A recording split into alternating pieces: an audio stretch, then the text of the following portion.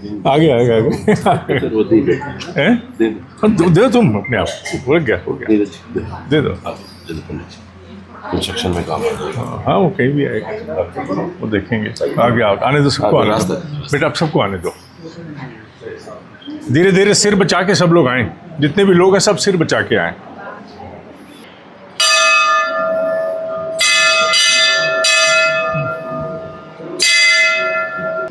हाँ, इसके मंदिर के विषय में कहने से अधिक तो दिखाने का है। अगर ध्यान से पूरा देख सके, एक बार में देख सकता है ना पूरा, देख सकते, उन्हीं को दिखाओ कि ये एक चट्टान के अंतर्गत ये बना है। निश्चित है इसकी जो नीचे खो है जहाँ हम गए अभी, वहाँ कभी बैठ कर के बहुत तप हुआ होगा, नदी का किनारा हो और एक गुफा रूप में एक खो मिल जाए तो निश्चित जानना चाहिए, कोई नहीं, मेरी ध्वनि जा रही है, निश्चित जानना चाहिए कि ये कोई ऐसा स्थान है जहाँ तप हुए हैं। क्योंकि योगी को जल की आपूर्ति, जल के साथ साथ यहाँ एक आश्रय मिल गया जो प्रकृति ने रचा हुआ है, तो निश्चित है यहाँ तप होता है। ऐसे स्थान तो ढूंढे जाते हैं उनके द्वारा, तो यहाँ तप निश्चित रूप से हुआ है। ये अपने आप में ही बोलता है, हालांकि उसके ऊपर मनुष्य ने अपनी ओर से निर्माण को रचा है, पर जो प्रकृति का अपने आप का निर्माण दिख रहा है पहाड़ का, वो उसे सिद्ध करता है कि यहाँ ऋषियों का तप निश्चित हुआ। तो धन्य हुए हम सब आके यहाँ। दो असुरों का वध माँ जगदम्बा ने इस तीर्थ में किया, जिनका नाम चंड और मुंड था, जिनसे ये नाम चामुंडा देवी प्रतिष्ठित हुआ। और साथ ही माँ भगवती, माँ जगदम्बा के साथ यहाँ प्राकृतिक रूप से पहाड़ के नीचे की एक छोटी सी खो, जहाँ शिव का, उनकी प्राण प्रतिष्ठा, ये अपने आप में एक अद्भुत सौंदर्य है। दोनों बातें प्राकृतिक हैं और नदी का संयोग साथ में है। जहाँ नदी हो, मैंने पूर्व में भी कहा, जहाँ नदी हो और जहाँ कोई आश्रय लेने के लिए प्राकृतिक गुफा हो, जैसे ये छोटी सी खो है, तो ऐसे स्थानों पर योगी सन्यासी बड़े लंबे काल से अपने तप करते आए हैं। और वैसे भी ये पर्वतीय क्षेत्र है। आज यहाँ आवाजाही बहुत हो गई है, इसलिए यहाँ देवालयों के स्वरूप भी बदल गए हैं। पर जिस काल में कभी यहाँ ऋषि आए होंगे, योगी आते होंगे, उस काल में ये प्राय क्षेत्र निर्जन था और यहाँ पर रह करके उन्हें निर्विघ्न रूप से अपना तप करने में कोई बाधा नहीं थी, किसी प्रकार का कोई अवरोध नहीं था। तो इसमें कोई संदेह नहीं है कि सभी तीर्थ, और विशेषकर यहाँ जहाँ बैठे हैं ये तीर्थ भी, और इस तीर्थ में विशेष एक बात और भी है, जैसा मुझे दिख रहा है, अगर मैं ठीक हूँ तो यहाँ संभवतः तर्पण क्रिया और शमशान भी है, जो बिल्कुल मंदिर के साथ सटा है। फॉरेस्ट वाले बताएंगे, क्या मैं ठीक बोल रहा हूँ? हैं? यहाँ संस्कार होता है ना? हाँ ठीक। तो महादेव की उस रूप में भी यहाँ प्रतिष्ठा है, और माँ जगदम्बा जो असुरता का वध करती है, और असुरता का वध आध्यात्मिक दृष्टि से विकारों का नाश है। तो विकारों का नाश जहाँ हुआ, असुरता का वध अर्थात, और जहाँ महादेव की स्थापना है, हमारे पास स्पष्ट उसके चिन्ह उपलब्ध हैं कि यहाँ तप करने का पूरा प्रावधान प्रबंध जुटा हुआ है। आज हम आधुनिक स्वरूप में भले यहाँ तप ना कर पाएँ, क्योंकि हमारी बहुत सारी आवश्यकताएं सुविधाओं के रूप में दुविधा बन चुकी हैं, पर उनके लिए उस काल में ये सबसे सुंदर और सुगम स्थान था। तो आइए आसपास के सारी ध्वनियों को स्वीकार करते हुए हम लोग यहाँ कुछ देर अंतर्मुखी होंगे। 11 बार ओंकार नाद, उसके उपरांत कुछ देर बैठ करके यहाँ के सूक्ष्म वातावरण से जुड़ने का प्रयास करेंगे, जिसमें थोड़ा सा समय लग सकता है, क्योंकि अभी प्रचलित मन में, अभी वर्तमान में कुछ दृश्य आएंगे, वर्तमान में भाव आएंगे, कल्पनाएं आएंगी, वापस जा रहे हैं, ये सब याद आएगा। पर इस सब से भी पीछे जाना है, लांघते हुए अंतर मन की ओर जाना है।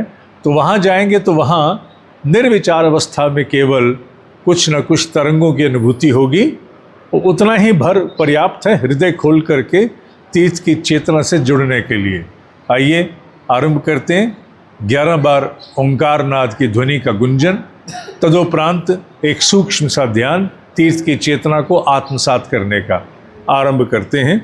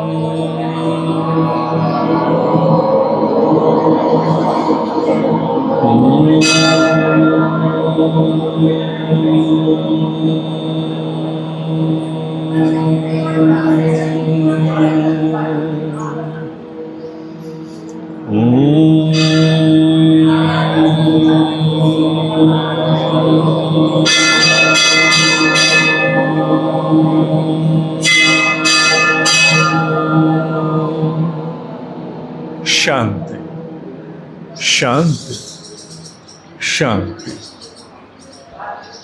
चल विचारों से पीछे, चल कल्पनाओं से पीछे, चल स्मृतियों से पीछे, चल कामनाओं से पीछे। स्वीकार कर आसपास की ध्वनियों को अंतर्मुखी हो, अंतर जगत में चल, और पीछे अंतर्मुखी, और पीछे, और पीछे।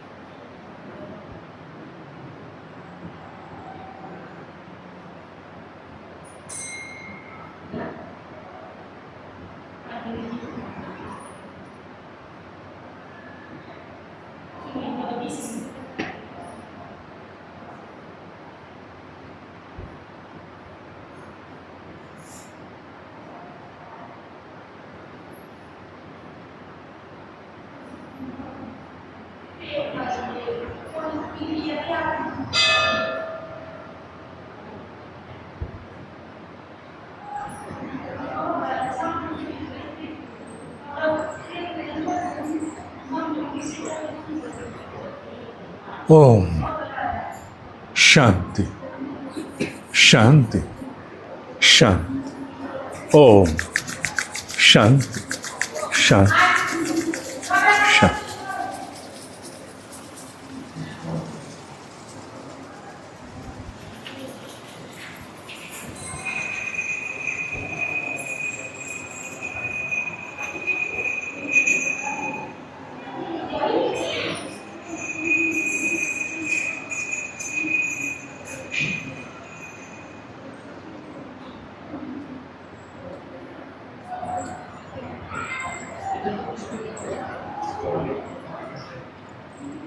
दक्षिण भारत में एक छोटा सा बच्चा जन्म लेता है। 4-5 भाई बहन, सामान्य परिवार, बहुत अधिक शिक्षा दीक्षा नहीं प्राप्त होती, पर जन्म से ही आध्यात्मिक और बचपन से बाल्यकाल से ही एक दीपक जलाना और एक दीपक जलाकर आईने के सामने स्वयं बैठ जाना। देवी देवताओं में उतना अनुराग उसका नहीं था जितना उसका इस विषय पर था कि मुझे स्वयं को देखते हुए दीपक की लौ में ध्यान करना है। साधना बढ़ती गई, जैसे से साधना बढ़ी, निश्चित है वो स्वतः ही संन्यास में अपने आप ही प्रवेश हो गया। अपने आप प्रवेश हुआ। प्रवेश होने के उपरांत उसके जितने भी आसपास के लोग थे उससे प्रभावित होना आरंभ हो गए। सिर पे कपड़ा रखना, जैसे आदिगुरु शंकराचार्य जी के और अनेक सन्यासियों के सिर पर कपड़ा रहता है। और उसके एक भक्त ने उससे एक दिन कहा कि आप सिर पर कपड़ा क्यों रखते हो? तो उन्होंने कहा मुझे रखना पड़ता है, मेरी व्यवस्था। उन्होंने कहा आप हटाओ, क्या व्यवस्था है? उन्होंने जैसे ही कपड़ा हटाया उसमें इतना तीव्र प्रकाश था कि वो देखने के बाद वो व्यक्ति चकाचौंध हुआ और कई दिन तक उसकी आंखों में कुछ विचित्र होता रहा, वो झेल नहीं पाया। उनकी इस प्रकार की बात को देख करके 1880-85 के आसपास मद्रास से विशेष रूप से कुछ लोगों ने पैसा इकट्ठा करके उस काल का जो श्रेष्ठ फोटोग्राफर था उसको बुलाया कि इनका कम से कम चित्र लिया जाए, और अगर इनके सिर में इतना प्रकाश है तो क्यों ना हम उस प्रकाश को भी चित्र लेकर के अपने पास एक साक्ष्य सुरक्षित करें। तो उस फोटोग्राफर ने आकर के चित्र लिए, जैसा कि वर्णन प्राप्त है और ऑन रिकॉर्ड है। उसने आकर के 8 चित्र लिए अलग अलग। हर बार वो, क्योंकि पहले चित्र लेने के लिए प्लेट लगा के करते थे, कपड़े आते थे, वो चेहरा और शरीर नहीं आता था। एक के बाद एक प्लेट बदली, 8 प्लेटों पर भी जब वो संभव नहीं हुआ तो उनके पास और सामान उपलब्ध नहीं था, उन्हें जाना पड़ा। साधना उनकी और आगे बढ़ती गई और उन्होंने इस विषय पर विशेष कार्य करके दिया। जो विशेष कार्य उनका है मैं उसके विषय में बताना चाहता हूँ कि अगर योगी चाहे, चाहने पर है तो अपने स्थूल शरीर को भी वो धीरे धीरे इतना पवित्र कर सकता है कि उसका स्थूल शरीर माया की सारी परिधि को लांघ करके और वो पूर्ण प्रकाश का शरीर बन सकता है। उन्होंने इसके 3 स्तर भी बताए, पूरा वर्णन है उसके ऊपर कि कैसे किस प्रकार से उन्होंने किया। मैंने वर्णन का अध्ययन तो नहीं किया अभी, हालांकि इस विषय पर मैं पहले से ही जानता था, उसका उपलक्ष्य फिर कभी साझा करेंगे। पर हाँ, ये बात सत्य है कि योगी अपने शरीर को पवित्र करते हुए इन्हीं पंचभूतों को, इसी मिट्टी को प्रकाश में परिवर्तित कर सकते हैं। और जब उनका जाने का समय आया तो उन्होंने अपने भक्तों से कहा कि अब मैं तैयारी में हूँ, और एक दीपक जला करके कमरे में गए, कहने लगे खोलना मत, इस कमरे को जल्दी खोलना मत, और कह करके भीतर गए और कमरा बंद कर दिया। वो सब कुछ आज भी है। उन्होंने, भक्तों ने पालन करते हुए 3 महीने तक कमरे को नहीं खोला। 3 महीने के उपरांत बात कलेक्टर के कार्यालय में पहुंची कि अंदर लाश सड़ रही होगी, रोग फैल सकता है। कलेक्टर ने आदेश दिया डिस्ट्रिक्ट के डॉक्टर को, जो भी होगा, डॉक्टर अपनी टीम के साथ आए कि जाके देखें कि अंदर बॉडी की क्या स्थिति है। दरवाजे को सबकी उपस्थिति में तोड़ा गया, भीतर गए, दीपक जल रहा था और बिल्कुल कहते हैं शुद्ध कपूर की गंध पूरे कमरे में इतनी थी कि कोई झेल ना सके। उसके बाद वहीं खड़े खड़े कलेक्टर को सूचित करवाया गया। कलेक्टर आए, ऑफिशियल गजट में इसको रिकॉर्ड किया गया। रामलिंगा नाम से योगी इस प्रकार अपने शरीर को प्रकाश में परिवर्तित करके और चले गए। योगियों में यह सामर्थ्य होती है कि वो अपनी काया को प्रकाश में परिवर्तित कर लें, जैसे महाअवतार बाबा जी ने अपनी काया को प्रकाश में परिवर्तित करके उसी स्वरूप में सुरक्षित रखा हुआ है। तो ये बातें पूरा क्रम है, विज्ञान है चेतना का, सजगता का, जिसका काल अभी नहीं है। अभी पृथ्वी उतनी सुपात्र नहीं हुई कि अब इस और भी जाए। अभी बहुत कुछ रोटी कपड़े मकान पे अटका है, विश्वास अंधविश्वास पे अटका है, मान्यताओं पे अटका है, तेर मेर पे अटका है। तो अभी नहीं, पर हाँ समय लगेगा पृथ्वी पर से सारी विद्याएं ये फिर से अपना स्वरूप लेकर के उजागर होंगी। और आज एक प्रेरणा है, अगर मैं भूल जाऊं तो मुझे याद दिलाना। नवंबर के अनुभूति प्रवास में सन्यासियों की जो परंपराएं हैं उन पर भी कुछ प्रकाश डालने का प्रयास एक सेशन में करेंगे कि सन्यासियों की परंपराएं भारत में सनातन देव संस्कृति में किस स्वरूप में हैं, क्यों हैं, क्या हैं, जिससे कि सभी साधकों को उस परिचय से भी अवगत कराया जाए। तो इतना हो गया ना, सबका पूजन हो गया। जाने का मन नहीं कर रहा, यहीं बैठे रहे। जो आटा दाल चावल लाए छोड़ दो है और क्या। तो ठीक है, कम से तुम बैठो, मैं तो अपनी दक्षिणा लेके चलूँ। बस तो जाना है भाई, आप लोग बैठो, है कि नहीं। पंडित यही कहते हैं, मंदिर का ताला लगा देते हैं, बैठो भगत जी बैठो।